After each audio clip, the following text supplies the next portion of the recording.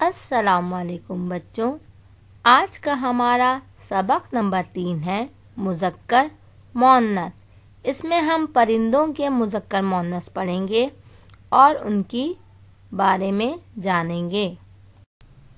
जी बच्चों, यहाँ से मुज़क्कर मुअन्नस शुरू हो रहे हैं। पहला है चिड़ा चिड़िया, चिड़ा चिड़िया।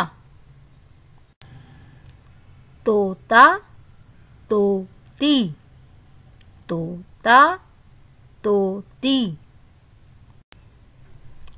कबूतर कबूतरी, कबूतर कबूतरी। कौवा कौवी, कौवा कौवी। मुर्गा मुर्गी, मुर्गा मुर्गी।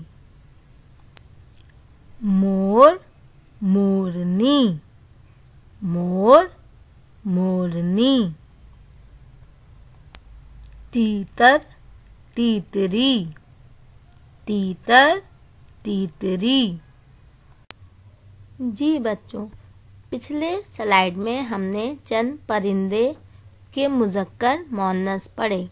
अब यहाँ पर याद रखिए की बात है कि ये परिंदे हमेशा मुज़क्कर इस्तेमाल होते हैं।